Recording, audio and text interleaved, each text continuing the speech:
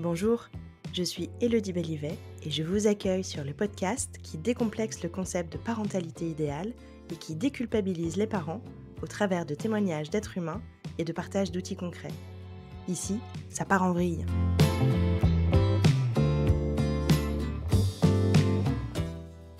Lucille, tu l'as découverte dans l'épisode précédent. Elle nous a partagé son quotidien auprès d'enfants qui ne sont pas les siens, ainsi que tous les questionnements traversés depuis ses études pour devenir professeur des écoles. Dans cet épisode, elle nous parle d'une autre relation tout aussi importante, qui est celle qu'elle entretient avec les parents. Et c'est passionnant. Place à Lucille, à son histoire et aux astuces qu'elle nous partage en fin d'épisode. Bonne écoute. Ton rapport aux parents, comment ça se passe finalement quand tu es prof des écoles, quel que soit... d'ailleurs, ça ne doit pas être la même chose quand tu es avec les maternelles ou quand tu es avec les CM2. Mais Ouais, c'est différent. Déjà, déjà pour les grandes classes, la CM1, CM2, même à partir du CP, on croise les parents beaucoup moins souvent déjà. Donc, on a l'impression aussi de moins les connaître. ouais. Euh, le rapport aux parents, que dire? C'était toujours... en fait, ça dépendait. Ça dépendait des parents. Il y a les parents anxieux qui ont besoin d'être rassurés. Euh, il y a les parents qui demandent beaucoup à leur enfant. Ouais. Donc, en fait, on se rend vite compte de qui est qui. Et moi, j'ai toujours eu, avec les classes en tout cas, de grands niveaux comme ça, où les parents ont quand même beaucoup d'attentes. Euh, j'ai toujours essayé pendant les entretiens euh, de relever énormément de positifs, en fait, et de dire aux enfants qu'ils pouvaient avoir confiance en eux, qu'ils pouvaient être fiers d'eux, parce que vraiment, ils avaient fait beaucoup de chemin. Et ça, c'était génial parce que j'ai eu beaucoup de parents qui m'ont dit mais c'est une des premières fois que j'entends ça en fait. Enfin, je dis, Ouais. ah, mais non, mais enfin, c'est pas grave si la dernière évaluation du présent, il l'a pas réussi en fait, on s'en fout. Il le voit depuis le CP, il le verra encore l'année prochaine. Enfin, ça Oui, c'est viendra pas quoi en perdu. fait. Enfin, mais non, c'est pas perdu. Enfin, et, euh, et j'étais la première à leur dire, mais moi, les évaluations, je les fais parce qu'elles sont obligatoires, hein. Clairement, j'aimerais bien qu'il n'y en ait pas. Enfin, si je pouvais ne pas y en avoir, j'en mettrais pas. Et donc, je pense aussi, j'avais besoin de descendre cette pression. Et je pense que ça leur faisait du bien aussi d'entendre ça. Il Ouais. y avait beaucoup d'enfants qui étaient très stressés par qu'est-ce que ça allait donner l'évaluation, qu'est-ce que papa, maman allaient en penser. Donc, moi, j'en profitais quand je voyais les parents. De dire, mais c'est chouette en fait. Enfin, il a vachement progressé. Je l'entends, par exemple, c'est tout bête, mais je l'entends beaucoup plus participer en classe. Bah, ça m'importait beaucoup plus que de Bien savoir s'il sûr. avait réussi ou pas à la dernière évaluation sur la conjugaison, l'histoire ou je ne sais quoi en fait. Enfin, Oui, parce que s'il c'est participe pas en ça classe, ça veut dire que intrinsèquement, il apprend de toute façon ce qui se passe du fait d'être qu'il acteur. apprend. C'est Ouais. ça, qu'il est aussi plus à l'aise avec les autres, enfin, qu'il se Ouais. sent qu'il a sa place en fait, qu'il a sa place dans C'est la ça. classe. Et, euh, et ouais, enfin moi c'est vraiment des moments que j'aimais beaucoup avec les parents. En maternelle, c'est encore différent parce que du coup, on les voit tous les jours. Euh, Il y en a qui ont besoin d'avoir leur petit compte-rendu de la journée tous les jours. Et puis d'autres, Oui. c'est je suis au fond, je suis parent du fond, mais vous m'avez vu, envoyez-moi mon enfant et puis je repars vite fait parce que bah, j'ai les courses à Jetez-les-moi faire, au-dessus j'ai de je la ne sais foule. quoi. C'est un peu ça. Donc, en fait, ça dépend aussi beaucoup des parents. J'avais aussi beaucoup de parents qui me demandaient des conseils, qui venaient, qui me disaient, j'ai tel problème, qu'est-ce que je fais? Alors, c'était quand même très en rapport tout le temps avec l'éducation en général et le fait que tel enfant ne veut pas faire ses devoirs ou je ne sais quoi. Elle leur disait, mais jouez. Moi, je m'en fous s'il n'a pas fait, s'il n'a pas pris ses tables de multiplication. Par contre, si derrière vous allez à la boulangerie et que vous lui laissez la monnaie pour payer le pain, si ensuite vous faites une partie de Uno, d'échecs, je ne sais quoi, enfin, peu importe le jeu, mais jouez en fait. Enfin, moi, Ouais. je donnerais pas beaucoup de devoirs justement parce qu'il faut ce temps-là aussi. Enfin, c'est plus important que de passer son temps à s'acharner sur des devoirs. Donc, je pense qu'il y en avait beaucoup qui avaient besoin de ça. En maternelle, beaucoup aussi. à leur dire, mais laissez votre enfant jouer avec des Playmobil, des Capla. Il n'a pas besoin d'avoir la dernière voiture télécommandée pour jouer. Il y avait aussi beaucoup cette sensation que si on ne leur achète pas le dernier jouet à la mode, il va pas apprendre comme il faut. Mais en fait, non, les D'accord. meilleurs jeux sont. Bah, il y avait vraiment cette sensation. Après, ça dépend des écoles, ça Ouais. dépend des milieux sociaux aussi. Mais, euh, mais pour certains, c'était plus important de passer du temps devant les écrans parce qu'ils pensaient vraiment que c'était plus que ça leur permettrait d'apprendre plus, quoi. J'avais une maman D'accord. qui me disait, bah moi, mon enfant, je lui mets devant les dessins animés en français, comme ça, il va parler français. Parce qu'elle était d'origine, c'était turque. Et du coup, persuadée que son enfant, je lui disais, mais non, en fait, parlez dans votre langue, jouez avec lui, et puis le français, il l'apprendra à l'école, en fait, il y Ouais. aura pas de souci. S'il Au parle bien contact dans des sa langue, enfants. Mhm. c'est ça. Mm. Donc ça dépendait des parents en situation de divorce aussi, qui du coup se retrouvent à être hyper angoissés pour leur enfant, savoir comment ça Bien se passe sûr. à l'école. Donc bah voilà, besoin souvent de une sorte d'être rassuré quoi pour savoir que bah non en fait à l'école ça se passe bien et que bah eux ils peuvent prendre du temps du coup pour eux et que ça va rouler en fait. Donc, C'était souvent ce rapport-là. ouais, une pluralité de profils de parents, Ouais. finalement, mais Ah ouais, comme on complètement. a, avec au final les mêmes problématiques, mais à des Ah ouais, degrés d'intensité et de stress différents, quoi. c'est ça. Ah ouais, ouais, complètement, vraiment. Et puis après, bah voilà, on sent hein, les parents euh,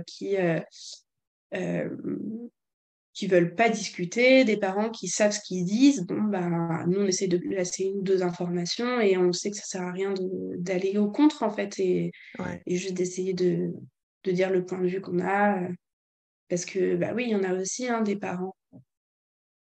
Je me rappelle d'un papa qui demandait beaucoup à sa fille et qui comprenait pas qu'elle n'y arrivait pas. Et moi, je voyais à quel point il lui manquait énormément d'estime d'elle-même, en fait, à cette petite fille et beaucoup de confiance, un gros manque de confiance, en fait, en elle. Mhm.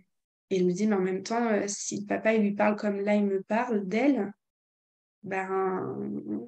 Donc voilà, je voyais bien que c'était compliqué, quoi, pour cette petite fille de grandir avec un papa qui lui demandait autant. Donc bah, c'était de rassurer le papa, de dire, mais non, mais en fait, elle y arrive très bien en classe, il n'y a aucun problème. Faut aussi redescendre pression et Ouais. peut-être que ça permettra d'être plus en lien. Enfin, des fois, j'ai essayé de pas trop en dire, ça sert à rien de dire aux parents, oh là là, votre fille, elle a pas réussi tel truc, mais c'est pas grave, en fait, elle réussira plus tard. Enfin, plutôt Ouais. que mettre la pression à tout le monde et que ça mette du stress et que ce soit encore pire qu'avant, finalement. Ouais, ouais.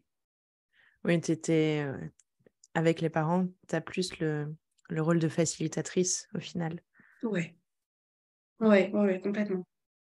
pour Ah essayer oui, oui. quand c'est nécessaire, de recréer du lien entre le parent et l'enfant. C'est Hmm. chouette d'avoir l'opportunité d'avoir cette position-là. Ouais, c'était. C'est C'est vrai que important pour c'est pas les enfants désagréable. aussi, quoi. Ouais. Ouais. Hmm. Et je me rends compte que, tu vois, je le fais aujourd'hui en crèche aussi, encore. Parce que, Ouais. parce que souvent, voilà, c'est des âges où les enfants, ils peuvent mordre, ils peuvent taper, ils peuvent crier. Et que c'est des comportements bah, que nous, on a du mal à accepter en tant qu'adultes. Donc les parents, bah, toujours, est-ce qu'il a mordu, est-ce qu'il a tapé, est-ce qu'il a crié? Bon, oui, une fois, deux fois, je leur dis, mais vous Ouais. savez, enfin, c'est tous les enfants. Et puis hop, je passe à un autre sujet, mais il a aussi fait ci, Ouais, il a ouais. aussi fait ça. Enfin, et du coup, ça Et permet de pour changer remettre un du peu le point de vue de positif l'enfant. aussi. Ouais. C'est ça. Bah oui, puisque le parent porte aussi beaucoup de culpabilité par rapport au comportement de son ou de ses Mais enfants, de bien manière sûr. générale. Donc c'est vrai que quand on a Mm, son enfant qui a mordu ou tapé un autre enfant, tout d'un coup, on se dit, ah pas mince, qu'est-ce que j'ai fait de travers encore, quoi. mm. C'est Alors ça. que, Qu'est-ce que la société va penser de moi en tant que ouais, ouais. parent? Alors que quand on a la bonne information, bon, on sait qu'en fonction de Mm, l'âge, c'est un comportement tout à fait normal. C'est pas c'est pour ça ça. qu'il est acceptable, mais il est Mm, normal. Ça c'est permet ça. de, ouais, faire descendre un peu les parents en pression. Bah Du ouais. coup, effectivement, là aujourd'hui, comme tu travailles en crèche, avec ta formation en parallèle d'accompagnante en parentalité en éducation, ça fait complètement sens et ça te permet de distiller des informations j'allais dire de première main, mais c'est presque ça, ouais, Mm. aux parents que tu vois au quotidien, quoi. Mais oui, c'est ça, complètement. Et c'est génial parce que du coup, la formation me permet vraiment d'avoir un autre regard sur l'enfant en lui-même et de voir à quel point ça peut, moi, me changer, en fait. Enfin, Ouais, c'est dingue parce que les mêmes comportements il y a 4-5 ans, j'aurais pas eu du tout la même réaction derrière, en fait. J'aurais pas du tout été la même. Je l'aurais pas expliqué pareil et j'aurais été beaucoup plus en stress. Aujourd'hui, un enfant qui tape, bon, bah, je vais essayer d'aller rigoler avec lui. Je me dis, bon, bah, il a besoin de temps avec moi. Donc, je vais lui redire, on tape pas, machin, mais derrière, je vais essayer de prendre du temps avec lui. Parce que si je le punis, si je l'écarte, si je l'éloigne, ben, en fait, 2 secondes après, c'est reparti, voire même c'est pire. Donc, ouais. enfin, c'est vraiment génial, en fait, de voir qu'il y a d'autres façons de faire et que ça fonctionne, en fait. Et que ça fonctionne, ouais. Et que parfois, on n'est pas obligé Mm. d'attendre super longtemps avant que ça fonctionne aussi. Mais complètement, mais c'est clair, tout à fait. Ah ouais, ouais.